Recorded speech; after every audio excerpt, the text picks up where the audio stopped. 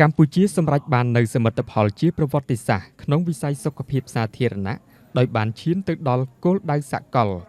95 95 95ក្នុងការទប់ស្កាត់មេរោគអេដស៍ជំងឺអេដស៍ក្នុងឆ្នាំ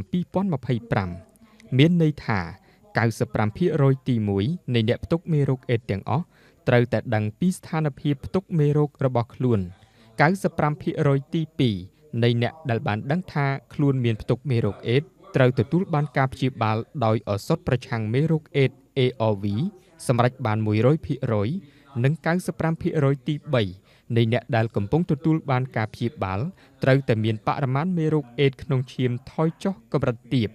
ដែលជួយការពារកុំឲ្យចម្លងទៅអ្នកដទៃសម្រាប់បាន 98%ថ្ងៃនេះ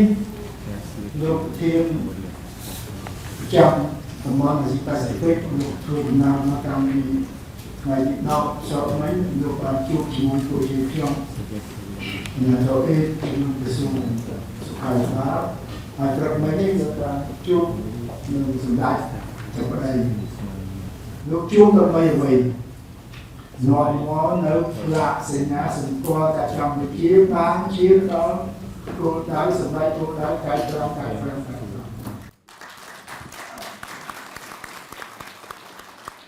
កាកបាទហោមកម្ពុជាក្រោមការដឹកនាំដ៏ខ្ពង់ខ្ពស់របស់សម្ដេចកេតិប្រិទ្ធបណ្ឌិតប៊ុនរ៉ានីហ៊ុនសែនជាប្រធានបានបង្កើតលោកជំទាវពុំច័ន្ទទីនីអគ្គលេខាធិការកាកបាទក្រហមកម្ពុជានិងជាអនុប្រធានក្រុមការងារអិសរាជជនឆ្នើមថ្នាក់ជាតិដែលបានថ្លែងនៅក្នុងសន្និសីទនៅឯទីស្តីការគណៈរដ្ឋមន្ត្រី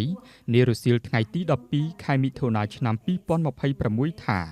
សម្ដេចគតិប្រិទ្ធបណ្ឌិតប៊ុនរ៉ានីហ៊ុនសែនប្រធានកាកបាទក្រហមកម្ពុជានិងជាអិសរាជជនឆ្នើមថ្នាក់ជាតិនៃវេទិកាភាពជាអ្នកដឹកនាំតំបន់អាស៊ីប៉ាស៊ីហ្វិកឆ្លើយតបមេរោគអេដស៍ជំងឺអេដស៍និងការអភិវឌ្ឍនៅកម្ពុជាបានបង្កើតកម្មវិធីអេដស៍តាំងពីពាក់កណ្ដាលឆ្នាំ1995មក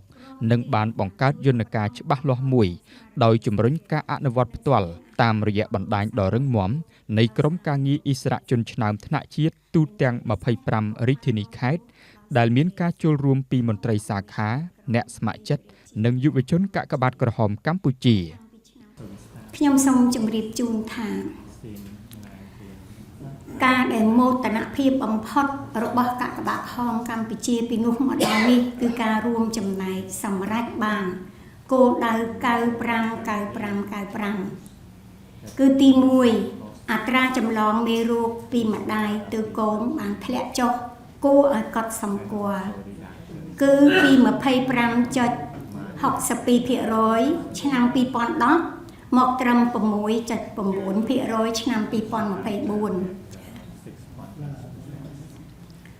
ទី2អ្នកដែលសង្ស័យថាខ្លួនប្រឈមនឹងមេរោគអេដស៍បាននាំគ្នាមកធ្វើតេស្តមេរោគដើម្បីទទួលការព្យាបាលគួរជាទីត្រេកអរក្រៃលែងចំណុចមួយទៀតអ្នកផ្ទុកមេរោគអេដស៍បានធ្វើសមាហរណកម្មនិងមានភាពសុខដុមរមនាអាចបន្តប្រកបដីភាពនៃការរស់នៅជាធម្មតាដោយមិនមានការរើសអើងជាដុំកំភួនបន្តមកទៀតគឺកាកបាទហោមកម្ពុជានឹងពង្រឹងសក្តានុពលកម្មវិធីអិសរាជជនឆ្នើមថ្នាក់ជាតិប្រចាំខែចាការងារប្រចាំខែតាមបណ្ដាញព័ត៌មានការងារប្រចាំខែចុះផ្ទាល់ការងារប្រចាំខែរបស់សាខានៅតាមខេត្តនីមួយៗគឺធ្វើជារៀងរហូតចា As we said earlier,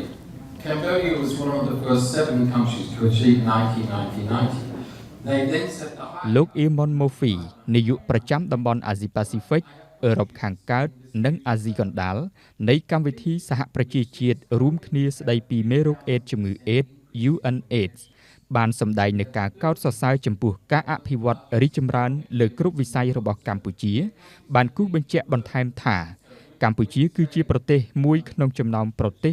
7ក្នុងពិភពលោកនិងជាប្រទេសទី1នៅក្នុងតំបន់អាស៊ីប៉ាស៊ីហ្វិក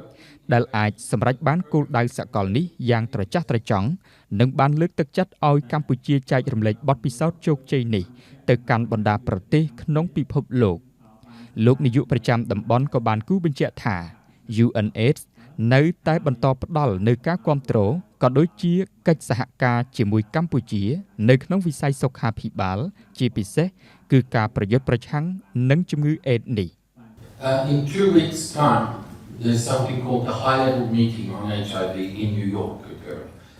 នៅក្នុងរយៈពេល2សប្តាហ៍ខាងមុខគឺនៅសកលលោកយើងរៀបចំកិច្ចប្រជុំកម្រិតខ្ពស់ស្ដីពីមេរោគអេដស៍និងជំងឺអេដស៍នៅទីក្រុងញូវយ៉កសហរដ្ឋអាមេរិកគឺជាកិច្ចប្រជុំមួយដែលបណ្ដាប្រទេសទាំងអស់ទូទាំងពិភពលោកនឹងមកជជែកគ្នាទាក់ទងជាមួយនឹងការបដិញ្ញាចិត្តផ្នែកនយោបាយថ្មីនៅក្នុងការឆ្លើយតបទៅនឹងមេរោគអេដស៍ក្នុងរយៈពេល5ឆ្នាំទៅមុខទៀតហើយក្នុងកិច្ចប្រជុំហ្នឹងគឺជាឱកាសមួយសម្រាប់ប្រទេសកម្ពុជាក្នុងការចែករំលែកបទពិសោធន៍នៅក្នុងការសម្រេចបាននូវគោលដៅកែប្រែ5នេះហើយអាចជួយជំរុញលើកទឹកចិត្តដល់បណ្ដាប្រទេសផ្សេងៗទៀតអាចឈានទៅសម្រេចបានគោលដៅនេះអញ្ចឹងលោកនាយកប្រចាំតំបន់បានវិតម្លៃខ្ពស់ចំពោះភាពជាអ្នកដឹកនាំដ៏រឹងមាំរបស់រាជរដ្ឋាភិបាលកម្ពុជាក្នុងការកសាងនិងអភិវឌ្ឍប្រទេសជាតិក៏ដូចជាការពង្រឹងនៃវិស័យសុខាភិបាលជាមួយគ្នានេះលោកនាយកប្រចាំតំបន់ក៏បានសម្ដែងនៅការវិតម្លៃខ្ពស់ចំពោះការយកចិត្តទុកដាក់និងភាពជាអ្នកដឹកនាំរបស់រាជរដ្ឋាភិបាលកម្ពុជាក្នុងការលើកកម្ពស់សុខភាពសាធារណៈពិសេសការដាក់ចេញនិងការអនុវត្តនៅក្របខ័ណ្ឌគោលនយោបាយជាតិស្ដីពីគាំពារសង្គមសកម្មជនអេដស៍ដែលបានអញ្ជើញចូលរួមសន្និសីទបានសម្ដែងការចាប់អារម្មណ៍នៅក្នុងសង្គមកម្ពុជាយើងប្រសង់ក៏ដូចជាអ្នកដែលមានតួនាទីផ្នែកសាសនានេះមិនថាសាសនាពុទ្ធឬអ៊ីស្លាមឬក៏គ្រិស្តទេមានន័យថាសិតសឹងតែមានឥទ្ធិពលទៅលើបរិស័ទរបស់ខ្លួនបាទដូច្នេះការប្រើឧបសនៈស័ព្ទផ្សេងគ្រូអាចារ្យអីហ្នឹងគឺគាត់អ្នកផ្សំគុំគ្នាហ្នឹងគឺជាឱកាសមួយថែមទៀតអញ្ចឹងការរួមចំណែករបស់ក្រសួងធម្មការតាមរយៈអាដាមបណ្ឌិតរដ្ឋមន្ត្រីក្រសួងគឺមានន័យថាលោកយកចិត្តទុកដាក់ការផ្សព្វផ្សាយតាមសាលារៀនសហគមន៍ពិសេសគឺយើងមានកម្មវិធីពុទ្ធសាសនាផ្សារភ្ជាប់នឹងសង្គមតែតែងតែធ្វើទៅលើសកម្មភាពទាំងអស់នេះក្នុងនាមជាអ្នកដែលធ្វើការផ្នែកស្វែងរកការគ្រប់គ្រងតាក់ទងនឹងការប្រយុទ្ធប្រឆាំងនឹងមេរោគអេដស៍នឹងជិត20ឆ្នាំខ្ញុំមើលឃើញថាកម្ពុជាស័ក្តិសមនឹងទទួលបានពានរង្វាន់95ទាំង3ហ្នឹងដោយសារអីដោយសារយើងដឹងទាំងអស់គ្នាថាការចូលរួមដ៏សកម្មដ៏ខ្លាំងក្លាពីប្រមុខរាជរដ្ឋាភិបាលយើងភាគច្រើនអ្នកដែលស្លាប់ដោយសារមេរោគអេដស៍ក្នុងសម័យហ្នឹងគឺដោយសារការរើសអើងហ្នឹងឯងដល់ពេលរើសអើងគាត់អត់ហ៊ានមកទទួលសេវាអត់ហ៊ានមកធ្វើតេស្តប៉ុន្តែនៅពេលដែលប្រមុខរាជរដ្ឋាភិបាលយើងដែលមានសម្ដេចគតិបណ្ឌិតប៊ុនរ៉ានីហ៊ុនសែនបង្ហាញពីភាពស្និទ្ធស្នាលពីភាពចិត្តដិតថែទាំអ្នកជំងឺហ្នឹងវាធ្វើឲ្យអ្នកដែលរស់នៅជាមួយមេរោគអេដស៍ហ្នឹងរាប់ម៉ឺនអ្នកមិនមែនរាប់ពាន់រាប់ម៉ឺនអ្នកមានសេចក្តីសង្ឃឹមហើយមកព្រមព្រៀងគ្នាមកទទួលសេវាដែលយើងហៅថាមិត្តអប់រំមិត្តហ្នឹងមានន័យថាម៉េចអ្នកឈឺទៅយកអ្នកឈឺគ្នាឯងយកមកឲ្យព្យាបាលហើយយើងមានគំរូនឹងឯងការមានជំនួយនេះដូចជាជួយនឹងថែទាំអ្នកជំងឺឲ្យគាត់មកទទួលការទៀងទាត់ឯកឧត្តមអៀងម៉ូលីទេសរដ្ឋមន្ត្រីនិងជាប្រធានអាជ្ញាធរជាតិប្រយុទ្ធនឹងជំងឺអេដស៍បានបញ្ជាក់ក្នុងសន្និសីទកាសែតនោះថាសមិទ្ធផលនេះគឺជាមោទនភាពជាតិប៉ុន្តែក៏នាំមកនូវការទទួលខុសត្រូវផងដែរភារកិច្ចរបស់យើងឥឡូវនេះគឺធានាថា